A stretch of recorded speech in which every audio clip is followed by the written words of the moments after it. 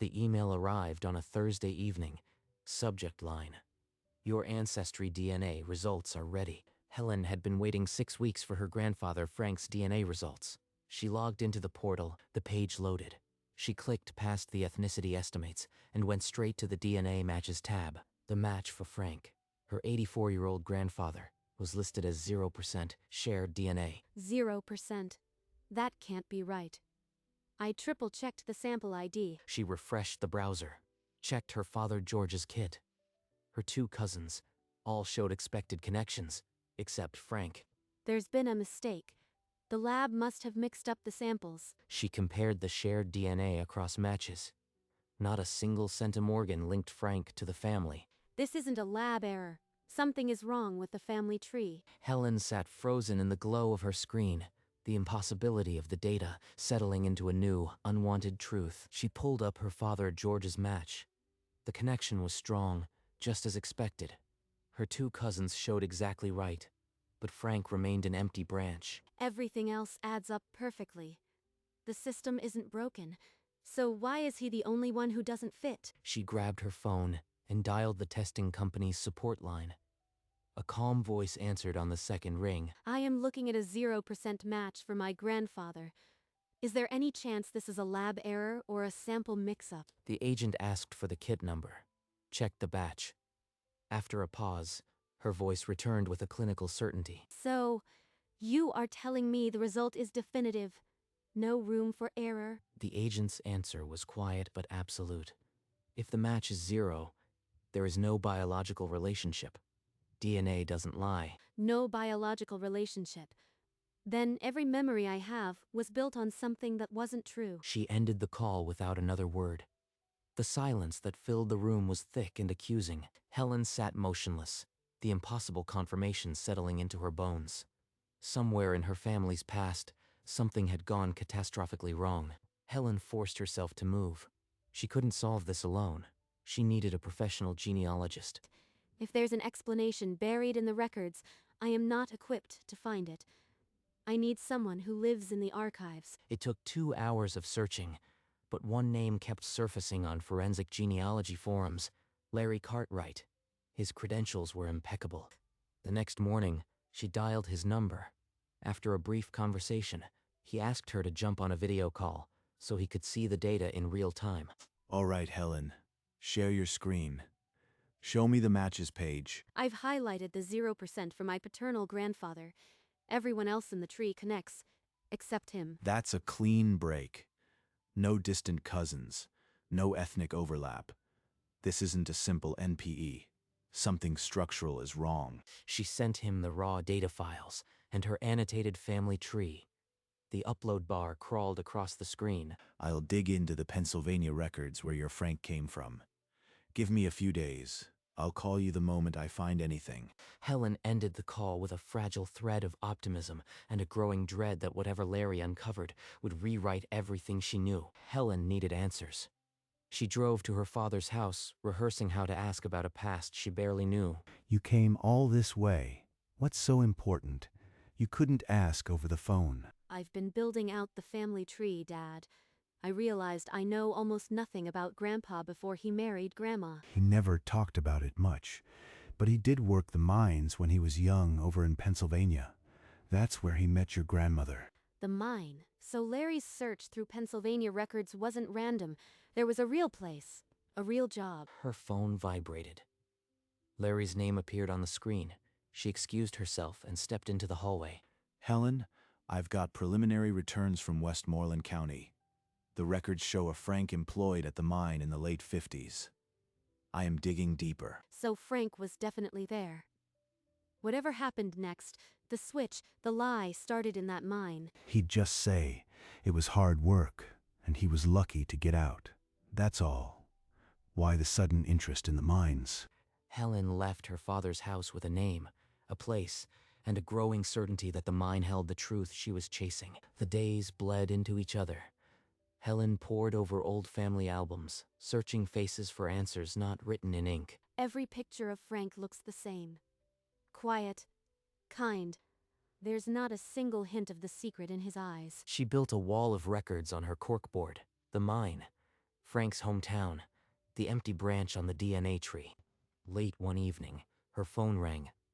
Larry Cartwright's name flashed on the screen. Helen, the mine employment records finally came through. I've got the originals, and there's something you need to see. What did you find? It's better if I show you. Can we do a video call tomorrow morning? I'll share the documents.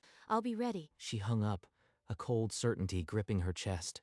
Whatever Larry had found, it was about to change everything. The next morning, she sat before her laptop, coffee untouched, the video call window waiting. Larry's face appeared on the screen, uncharacteristically tense.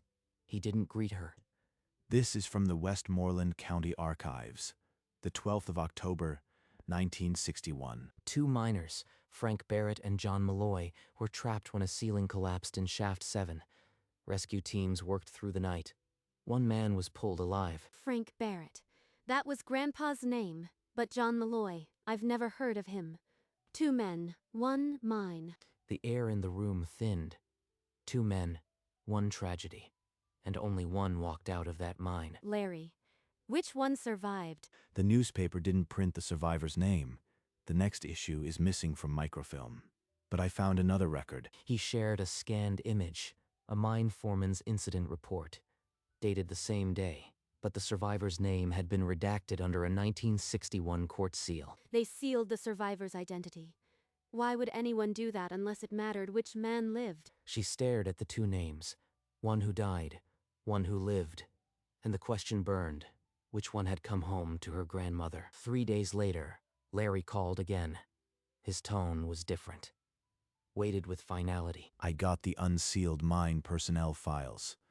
After the accident, only one name stayed on the payroll: John Malloy. He held the record to the camera. John Malloy was typed under the survivor's column. Frank Barrett's line was struck through. So John was the one pulled from that mine. The man who survived took Frank's name and his life. But then, 3 weeks after the collapse, a railroad application was filed in Frank's hometown, using Frank Barrett's full work history and personal details. The application bore Frank's name, his birth date, and his old address. Things only Frank or someone who had his papers would know. John walked out of that disaster, and for 3 weeks did nothing. Then he became Frank. He walked into my grandmother's life with a stolen name. The evidence was no longer circumstantial. It was a documented swap, a dead man's identity, worn by a survivor who had never looked back. The man I called Grandpa for 32 years isn't a Barrett at all. Every photo, every memory, built on a stranger's choice. Helen closed the laptop. The screen went black, but the after image of 2 names and 1 stolen life remained burned in her mind. Helen couldn't sleep. The next morning she called Larry before dawn, needing to understand why. I pulled John Malloy's childhood records from the county. It's not easy reading. The welfare reports list a father who drank himself into violence. John was removed from the home twice by age 10. His name was already tied to debts his father incurred, blacklisted in that small mining town. John had nothing. But then he found Frank's letters in the bunkhouse. Letters to your grandmother, full of plans and promises. 1 letter, dated 1959. Helen, when I get out of this mine, we'll buy that little house on Maple Street. Just wait for me. John read those words every night. He knew Frank's hopes, his fiancée's address, everything he wanted to escape to. He fell in love with the idea of her, with a life that wasn't his. So when the mine collapsed, he saw his chance. He didn't have to invent a new life. Frank's was waiting, already built. All John had to do was step into it. The profile was complete. A desperate young man with nothing, who saw a dead friend's future and chose to inhabit it for 64 years. Late that night, Helen sat alone in her darkened office. The evidence of John's life spread across the desk like an accusation. John Malloy survived the mine, stole Frank's identity. Every photo, every memory, built on a stranger's choice. She picked up the old wedding photograph. Frank, or John, smiling beside her grandmother in 1962. He looked so genuinely happy. Did she ever know? Or did the lie live inside every embrace? A tear dropped onto the glass, distorting his face. Helen didn't wipe it away. The records can't answer this. Only he can. I need to hear it from his own mouth. She opened her laptop and searched for the nursing home's phone number. It was nearly midnight. The next morning, she called and arranged a visit. Her voice was steady, though her hands trembled. In a few hours, I'll be sitting across from a man who is not my grandfather. What do I even call him? Helen closed the folder of evidence, her decision made. The truth would not wait another day. The nursing home sat quiet under a gray November sky. Helen parked and forced herself through the front doors. This might be the last time I call him Grandpa. After I ask this, nothing will be the same. She found him in his usual chair by the window, a blanket across his knees. He smiled the same gentle smile he'd worn for decades. Helen, my girl, you are a sight for these old eyes. Come, sit. I brought you those shortbread cookies you like. They talked about the weather and the new nurse. Then Helen's voice cut through the small talk, quiet but sharp. Grandpa, your DNA results came back. They don't match the family line. He asked it lightly, but a shadow passed behind his eyes. His fingers tightened on the armrest. And what did it say? The air froze. The gentle fog in his eyes vanished completely, replaced by a sharp, lucid recognition that said everything. Frank sat motionless for a long, breathless moment. Then his voice came, low and steady. I've been waiting for this, Helen. I knew one day something would catch up. His eyes drifted to the window, but he wasn't seeing the bird feeder anymore. There were two of us down there, in Shaft 7. Me and a friend. We were trapped for hours. He described the collapse, the roar, the dust, the terrible dark. Helen didn't move. We made a promise to each other. If one of us made it out, he'd take care of the other's family. A promise. He's talking about the other man's family. He's the one who lived. But when they pulled me out, he was already gone. I was the one who lived. The silence that followed was jagged. Helen held her breath, waiting for the name he hadn't yet said. Frank's voice cracked, and he seemed to shrink into his chair, the weight of 60 years pressing down on him. My name is John Malloy. The real Frank Barrett died in that mine. I took his papers. I took his name. 3 words cracked the room open. The man before her was not her grandfather. John Malloy. The survivor.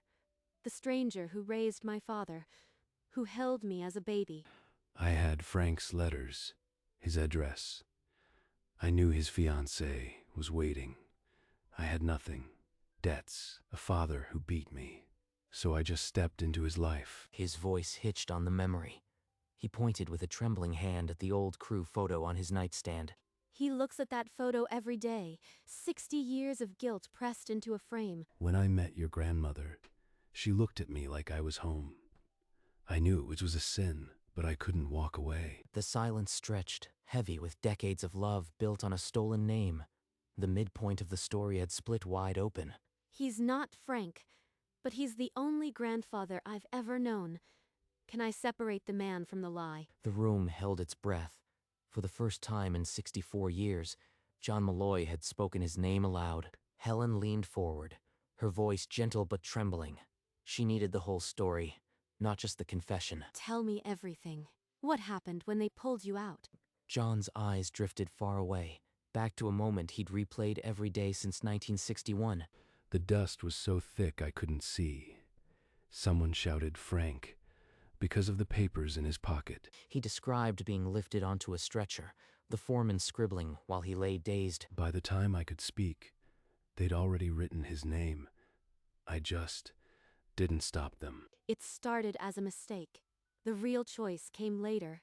When did he become the imposter by intention? I held Frank's wallet for 3 days. Then I bought a train ticket with his money. The silence that followed was heavy with the weight of a lie that began in shock, but was later endorsed. The question of why he chose to step into Frank's life still hung unanswered, dangling like a loose thread. Helen finally asked the question that had circled her mind since the DNA results arrived. Why did you keep going? Why didn't you stop the lie? Because John Malloy had nothing. A father who beat my mother and me. Debts I didn't owe. I was already disappearing. He described the house with cardboard-covered windows, the eviction notices, the feeling of being scraped into nothing. Then I found Frank's letters. I read your grandmother's name, her address, her hopes. I fell in love before I ever saw her face. He said it with a broken tenderness. The letters had been his lifeline, and then they became his obsession. When I finally met her, she looked at me the way Frank's letters promised. I couldn't take that away, not from her. He loved her genuinely, but he built it all on a stolen name. Can love born from a lie still be real? John offered no excuse, only the raw truth. He had loved her grandmother desperately, and that love had never wavered. Helen's heart was a storm of empathy and betrayal. She could not yet answer the question that hung between them. Tears traced the deep creases of John's face. When he spoke again, his voice was a frayed thread. I have loved this family. They have been mine, but they were never my name. Never his name. But he's the one who showed up for every school play, every birthday. Helen lifted her hand and covered his, stilling their tremble. The gesture was involuntary. He didn't ask for anything. Not forgiveness, not absolution, only that she know. The room around them receded. Only the sound of John's ragged breathing and the distant hum of the nursing home remained. He's right. I've never doubted he loved us. But how do I carry a truth this heavy? She held his hand as the afternoon light faded into gray.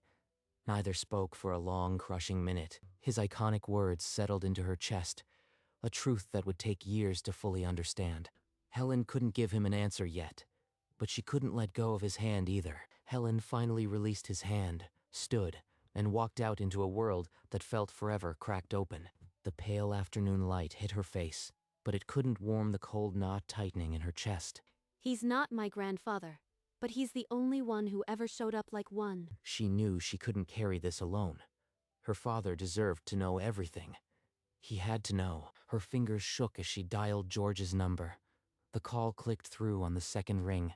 Dad, it's me. I need to see you. It's about Grandpa. George's voice came through the speaker, cautious and suddenly alert. He asked if Frank was okay. It's complicated. I can't do this over the phone. Can you meet me at the park in 20 minutes? He agreed without hesitation. She hung up, the weight of what she had to tell him, pressing down on her ribs. In 20 minutes, she would sit across from her father and tear apart the family tree he'd believed in his entire life. George was already sitting on the park bench when Helen arrived, his face set in a question. He stood when he saw her, anxiety tightening his jaw. Dad, sit down. I need to tell you something that's going to sound impossible. She pulled a folder from her bag, the DNA chart, the newspaper clipping, the railroad application, and placed it between them. Grandpa Frank's DNA shows zero connection to us. He's not your biological father. That can't be right. You must have made a mistake. Helen described the mine collapse, the two men, and how the survivor walked into Frank's life with his name, his papers, and his future. The man we've called Frank is really John Malloy. He survived and took the other man's name. I spoke to him yesterday. He confirmed it. George's face drained of color. His hands gripped the wooden slats of the bench so hard his knuckles went white. You are telling me my father, the man who raised me, wasn't Frank Barrett? The park fell silent. George stared at the scattered evidence, a lifetime of memories collapsing into a stranger's footprint. George's hands trembled as he lifted a snapshot Helen had tucked among the papers, a faded photo of a young boy on a bicycle, a man's hand steadying the handlebar. That's me, and that's him. He taught me to ride this bike. He taught me to shave. He never missed a single baseball game. His anger didn't disappear. It just quietly collapsed under the weight of 1,000 ordinary mornings. His name was a lie, but he was at every breakfast, every Christmas, every hospital waiting room. Dad, what do you want to do? I don't need a DNA test to tell me who my father is. John Malloy is still my father. Helen let out a breath she hadn't realized she'd been holding. Her father's acceptance felt like a door swinging open. We should go see him. He deserves to know that he's still our family, no matter what name he used. A fragile peace settled over the bench, not forgiveness of the lie, but a choice to protect the love that had grown around it. The park grew darker around them, But for the first time in months, the weight in Helen's chest felt bearable. The next morning, Helen and George drove to the nursing home together, carrying a gift of shortbread and a much heavier truth. Dad, John, we know everything, and it doesn't change who you are to us.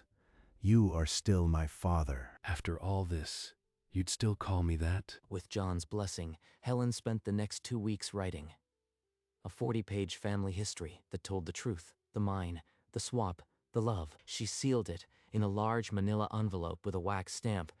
On the front, she wrote, "To be opened after my passing." 6 months later, John Malloy passed away peacefully in his sleep at age 85.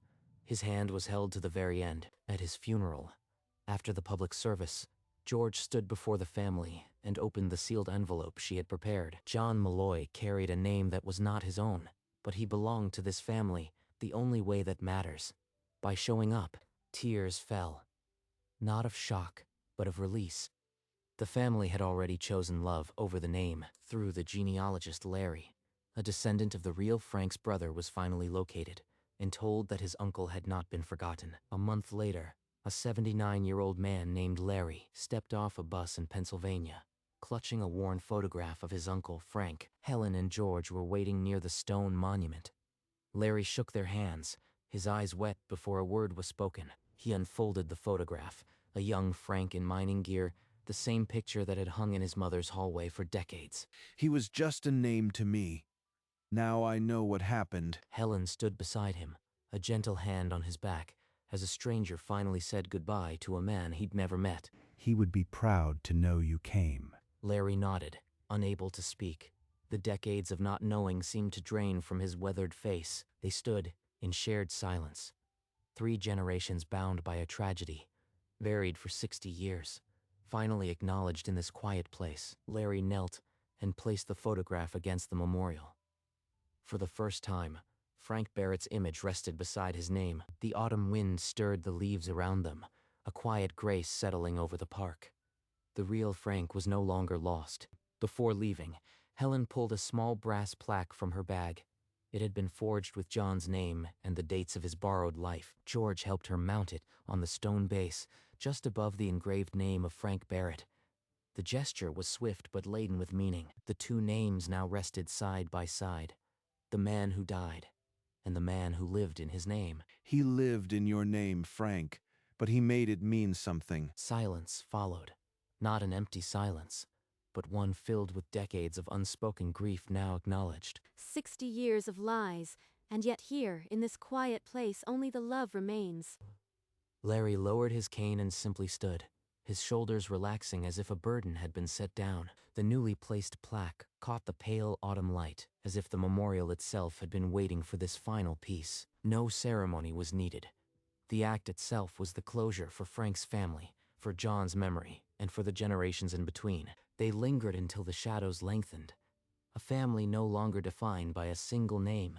As dusk fell, the 3 stood side by side before the 2 names, no words between them. Blood said we were strangers, but family is a choice we make every day. The camera pulled back, the memorial small against the park's autumn colors. Each year they would return, a simple remembrance for both men. One who died, one who lived in his name. The plaques caught the last light. Frank Barrett and John Malloy, forever side by side. My Uncle Frank is finally home. The drone lifted, revealing the memorial nestled in the Pennsylvania hills, the old mine a distant silhouette. A final close-up, the 2 plaques, the names permanent, a testament to complicated grace. The story of Frank and John found its peace not in a name, but in the love that outlasted it. And the family, bound by choice, walked forward into the twilight, their shadows long on the grass,